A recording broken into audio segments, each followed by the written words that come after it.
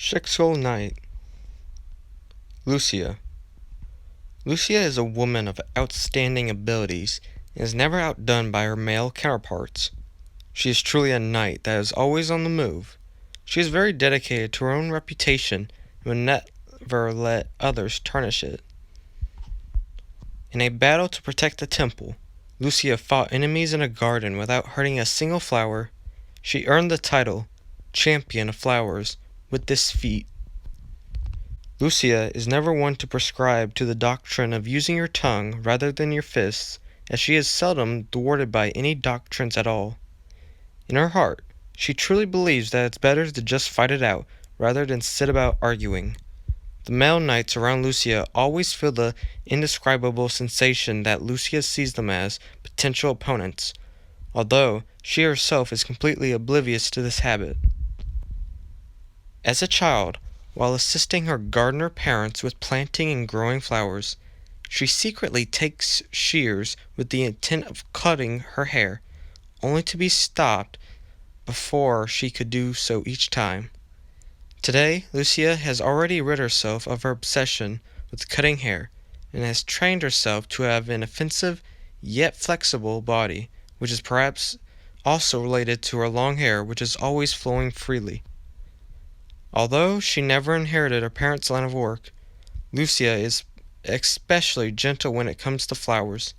Such gentleness has drawn the attention of many of the other ladies around her, thus giving her Champion of Flowers nickname some new meanings over time.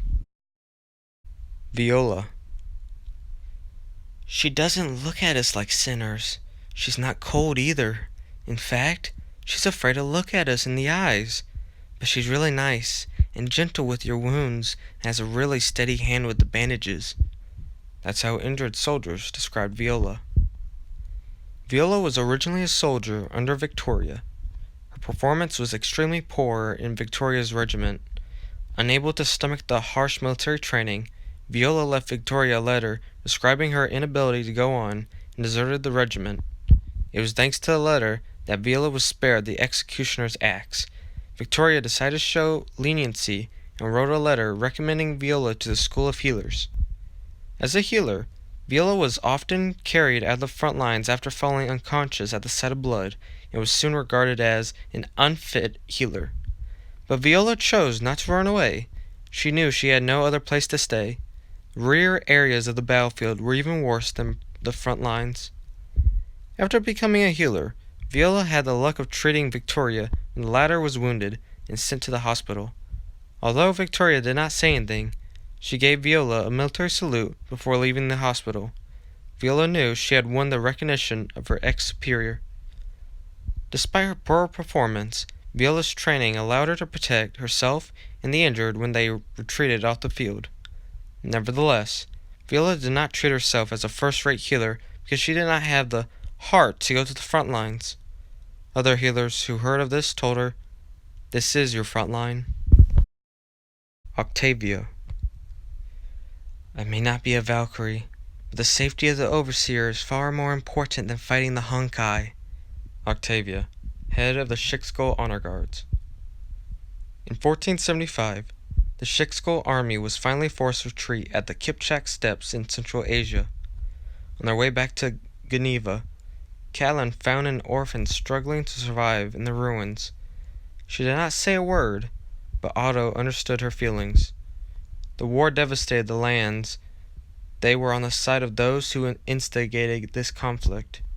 Catelyn brought the girl to Europe and named her Vera, partly to redeem her crimes and partly out of sympathy. People say that a cold, unbeating heart lies within the chest of Otto Apocalypse. That was not entirely right. Otto played the role of an all-accommodating older brother to Vera. He taught Vera how to read and write and had a Valkyrie teach her the art of combat. However, Vera's common background meant that she would never become a Valkyrie. Nevertheless, Otto was extremely patient with her. Vera repaid his patience by admiring Otto like a god. She even called herself Octavia, sister of one of Otto's favorite historical figures, Octavius. People laughed at her strange act, and even more rumors about her relationships with Otto.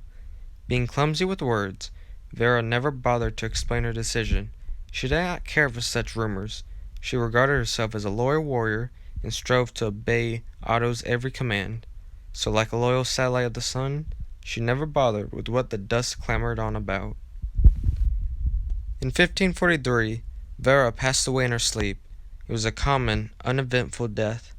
Otto's last connections with the mundane world died with her. Her tombstone bore a simple inscription: Octavia, I hereby offer you your favorite name. Shigure Kira. Shigure Kira never expected to become a Valkyrie. She thought she was taking part in a talent training show and was extremely surprised to run into dance virtuoso Salome. Kira didn't know why the famous Salome also signed up to the show, given the latter's massive popularity. Unwilling to look bad in front of Salome, Kira did her best and completed many grueling trials. Congrats, you're now a Schicksal Valkyrie. The training camp supervisor patted Kira on her shoulder and left. Schicksal Valkyrie? Kira was shocked. She stole a glimpse of Salome just to make sure. The talent training show was already over when you arrived. This was another event. Didn't you know that? Salome joked. What? You should have told me about that earlier. Despite becoming a Schicksal Valkyrie, Kira refused to give up her celebrity dreams. Kira would often sneak into a training cabin after a day of tiring Valkyrie routines to keep her dance grooves honed and ready. She did not expect to run into Salome again. Aw, don't look so surprised. I'm gonna be your instructor starting today. What? Cecilia is gifted, powerful, gentle, kind, and patient with the Valkyrie trainees. She taught the young warriors many combat techniques that proved useful in the field. But Siegfried of House Castellana stole Cecilia away from them. Kira quickly became a suspected source of many negative rumors regarding Siegfried, such as the one where he smacked every Valkyrie on the censored. Many Valkyries were curious about the weapon known as the Abyss Flower. Kira, who regarded herself as Cecilia's top fan, was no exception. Kira finally gathered enough courage to ask Cecilia to show her the most powerful Valkyrie weapon in existence. She got her wish. She also had Cecilia take a picture of her holding the Abyss Flower.